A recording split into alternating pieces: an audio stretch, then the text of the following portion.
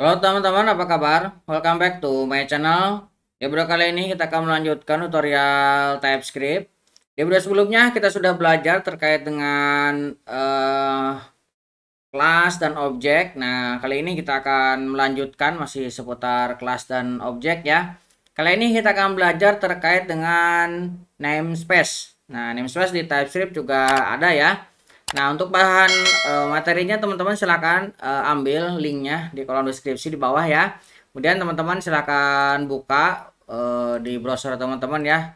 Dan teman-teman silakan pilih di sini yang namespace ya, yang part 10. Nah, kemudian teman-teman scroll ke bawah dan di sini ada perintah untuk nge-clone projectnya ya. Teman-teman tinggal git clone. Nah, teman-teman sesuaikan dengan OS dan direktori teman-teman ya. Di sini saya akan menggunakan direktori C TypeScript tutorial. Ini akan saya copy langsung ya. Saya akan copy. Saya akan buka terminal. Nah, ini akan saya paste ke sini. Saya akan clone. Oke. Saya akan masuk ke direktori C. Kemudian TypeScript tutorial. Oke, kita akan cek.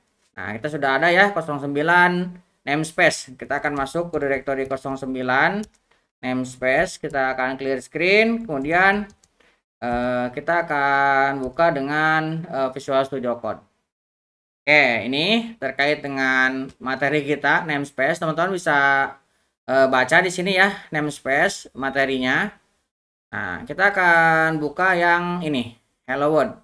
Nah, sebelum kita mulai, kita akan coba jalankan dulu untuk mengetes compiler kita sudah jalan ataupun tidak. Nah, ini sudah jalan ya. Ini kita akan clear screen. Nah, ini akan kita hapus. Nah, terkait dengan namespace, namespace adalah cara khusus di TypeScript untuk mengorganisir kode. Jadi yang harus teman-teman garis bawahi di sini adalah untuk mengorganisir kode. Namespace adalah objek JavaScript yang diberi nama di depannya itu sebagai key-nya adalah namespace secara global. Hal ini membuat namespace sangat sederhana untuk digunakan, tidak seperti modul.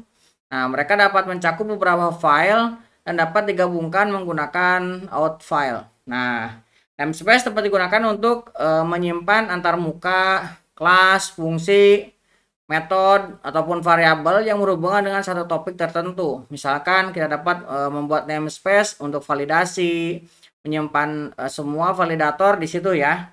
Nah, untuk membuat namespace kita menggunakan kata kunci namespace tadi ya.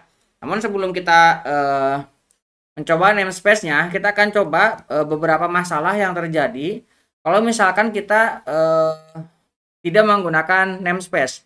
Nah, misalkan saya akan membuat sebuah objek di sini, sebuah kelas namanya mahasiswa .ts. Kemudian, nah di dalamnya kita akan buat sebuah kelas namanya sama mahasiswa, misalkan seperti ini. Nah, kemudian di dalamnya saya akan membuat sebuah underscore nama, misalkan string seperti ini. Kemudian saya akan membuat sebuah konstruktor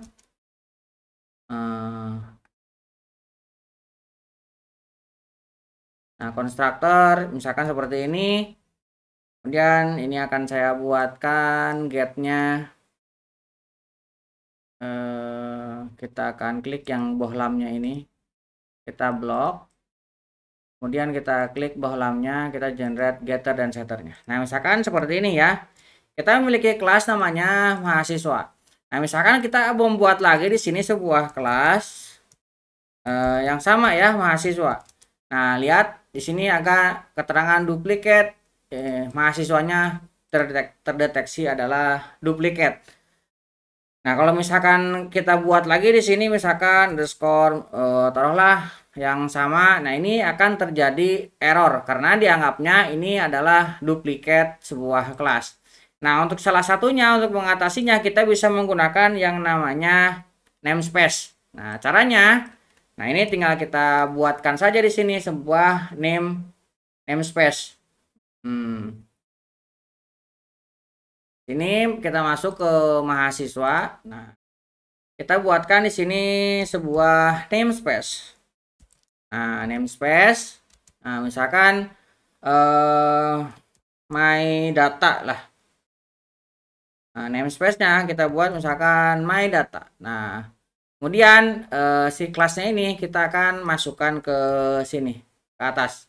Kita geser ya. Mana belum geser ya. Kita geser ke atas. Nah, ke dalam sini. Oke, kemudian di sini kita akan tambahkan export supaya nanti bisa dipanggil. Nah, kalau misalkan sekarang di sini kita buat lagi sebuah objek sebuah kelas mahasiswa. Kelas mahasiswa. Nah, tidak terjadi error ya. Kemudian misalkan kita buat di sini privat string, kemudian kita buat konstruktor juga ya. Konstruktor misalkan seperti ini. Nah, ini tidak terjadi error. Nah, misalkan seperti ini. Nah, ini karena kita membungkusnya dengan namespace. Nah, jadi dengan adanya dua kelas yang sama, dengan kita membungkus menggunakan namespace, ini menjadi lebih mudah. Nah, terus bagaimana cara menggunakan namespace ini? Kita akan hapus yang mahasiswa yang ini ya. Nah, misalkan kita buat lagi di sini duplikat mahasiswa 2 ya. Saya akan copy, kemudian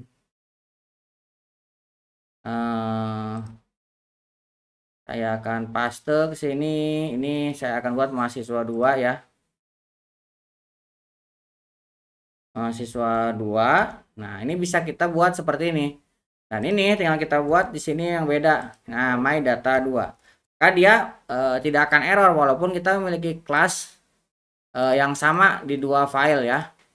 Nah, sekarang bagaimana cara memanggilnya? Nah, cara memanggilnya ada dua cara ya. Pertama, kita bisa menggunakan reference path. Nah, kita tinggal panggil di sini dengan /3, kemudian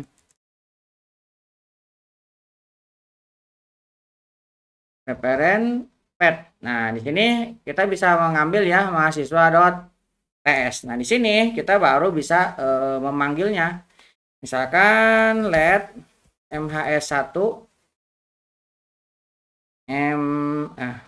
mhs1 sama dengan new. Nah, kita akan ambil dari pertama, kita akan ambil ininya dulu ya. Kita mengambilnya mahasiswa berarti my data. Kita panggil dulu nama dari namespace-nya dot mahasiswa. Nah, kita memiliki misalkan pojok kode seperti ini. Di sini baru kita bisa console.log mahasiswa 1 misalkan. Nah, ini ya. Nah, untuk menjalankannya ini tidak bisa kita menggunakan tsc terus kita jalankan seperti ini. Nah, ini akan error ya kalau misalkan kita menjalankan cara seperti ini. Misalkan npm, atau misalkan teman-teman lihat di sini ya, ada di packet. Nah, di sini kan ada tsc min w ya. Nah, ini kalau misalkan kita jalankan seperti ini, maka dia akan menghasilkan error tsc min w misalkan. Nah, ini kalau misalkan kita buka build-nya main, nah dia adanya di sini. Tapi kalau misalkan ini kita split buka ini, misalkan kita akan buat npm run dev. Nah, kita jalankan run dev-nya, lihat di sini terjadi error ya. Karena dia mengcompile-nya ini mengcompile tidak dengan objek tidak dengan jadi JS ya. Nah, ini kita harus, ini saya cancel dulu ya. Ini ya. Saya akan clear screen. Ini juga saya kontrol C. Ini saya akan clear screen. Nah, untuk mengcompile-nya kita harus menggunakan tsc out file. Caranya tsc, kemudian kita gunakan strip out file. Nah, baru kita tentukan out filenya mau kemana. Misalkan build, kemudian js, kemudian kita akan buat main.js. Nah, kemudian kita akan ambil sumbernya dari mana, misalkan src, kemudian main.ts. Ini kita tinggal enter. Nah, ini sudah jadi ya. Kita bisa lihat di sini mainnya berbeda ya dengan yang tadi. Nah, maka kalau misalkan kita jalankan gini, npm run dev, kita jalankan. Nah, lihat sekarang muncul ya hasilnya, pojok kode. Nah, itu kalau misalkan kita memanggilnya di main ini menggunakan reference seperti ini ya. Nah, kita harus mengcompile-nya dengan cara seperti ini. Ataupun misalkan teman-teman mau menjalankan dengan watch, supaya ini nge-refresh terus, bisa tinggal tambahkan W. Nah, cara seperti ini jalankan, maka setiap perubahan dia akan langsung ya. Misalkan pojok kode 2, ini saya save. Nah, dia langsung ada ya, pojok kode 2. Nah, ataupun misalkan teman-teman mau menyederhanakannya, kontrol ini saya clear screen. Nah, teman-teman tinggal taruh di packet.json. Nah, ini saya tambahkan ya. Nah, di sini tinggal tambahkan, berarti misalkan teman-teman mau buat tsc 2. Nah, tinggal tambahkan di sini, berarti tsc. Nah, ini supaya lebih mudah tinggal geser aja sekali sini. Nah, kemudian teman-teman blok, Ctrl C, dan teman-teman paste ke sini. Nah, teman-teman paste ke sini, kasih tanda koma di sini. Nah, kalau misalkan ini error, kalau misalkan kita simbolnya ke sebelah sana mengarahnya ya, kita ke sebelah sini, kita slashnya ke kanan. Oke, ini tinggal kita save. Nah, sini tinggal teman-teman jalankan dengan pendek ya, karena kita sudah simpan. Tinggal npm run tsc2, enter, maka dia akan jalan mengeksekusi ini. Jadi kalau misalkan di sini kita jalankan, ini ubah jadi 3, misalkan ini saya save. Nah, ini sudah jalan ya. Nah, ini cara pertama. Ataupun misalkan teman-teman mau menggunakan packet, ini juga bisa ya. Atau menggunakan export import dokumen. Ini saya cancel dulu. Ini kita mulai lagi. Kita clear screen. Ini juga saya cancel. Ini saya clear screen. Nah, misalkan ini tidak menggunakan ini. Nah, kita akan deskripsikan ulang ya. Nah, di sini kita di bagian mahasiswa.ts-nya kita tambahkan di sini export. Nah, kita namespace-nya kita export. Nah, kemudian yang mahasiswa 2 juga kita tambahkan misalkan export. Nah, seperti ini ya. Kita save. Nah, cara memanggilnya ke sini kita tinggal panggil misalkan mahasiswa, kontrol spasi. Nah, ini kita langsung ya new.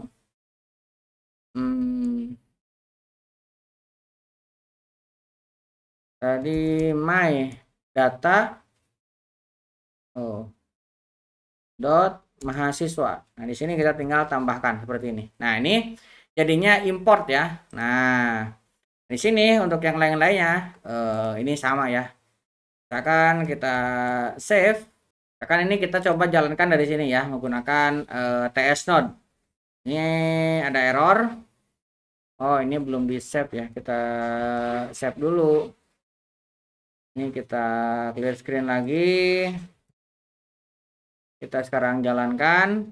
Nah, sekarang ini sini sudah muncul ya, Rizky. Ataupun teman-teman menggunakan cara yang ini ya, tsc ini juga bisa. Teman-teman tinggal tsc min w misalkan ya. Ini juga sama, dia nge-watch ya. Nah, di sini teman-teman tinggal misalkan npm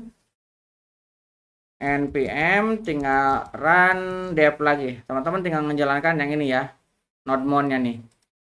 Nah, run dev tinggal run. Nah, kita langsung mendapatkan di sini Rizky. Kalau misalkan kita melakukan perubahan di sini Rizky 2. Kita save, dia berubah ya. Nah, itu kalau misalkan kita menggunakan export import. Tapi kalau dari dokumentasi yang ada di TypeScript-nya itu menggunakan cara yang pertama tadi ya. Tapi ini juga kita bisa menjalankannya. Nah, kemudian kalau misalkan kita mengambil mahasiswa yang duanya nih, tinggal kita lakukan aja pemanggilan ke sini. Sama-sama mahasiswa ya. Let MHS2 sama dengan new my data 2, kita ambil dari my data 2. Nah, dia importnya datang ya. Kemudian kita akan ambil Rizky xx4 misalkan ya. Nah, di sini kita tinggal ambil console.log mhs2. Nah, kita lihat tuh di sini muncul ya dua-duanya nih. Rizky 2 dan ini juga 2. Di sini menggunakan nama kelas yang sama. Di sini mahasiswa, di sini juga mahasiswa, tapi tidak terjadi error karena kita membungkusnya dengan namespace. Jadi bisa jadi sebuah project memiliki nama yang sama ataupun lebih mudah untuk mengakses dan mengorganisirnya. Mudah-mudahan bisa membantu teman-teman. Buat teman-teman yang belum subscribe, jangan lupa subscribe dan nyalakan tombol loncengnya. Sampai ketemu di video selanjutnya.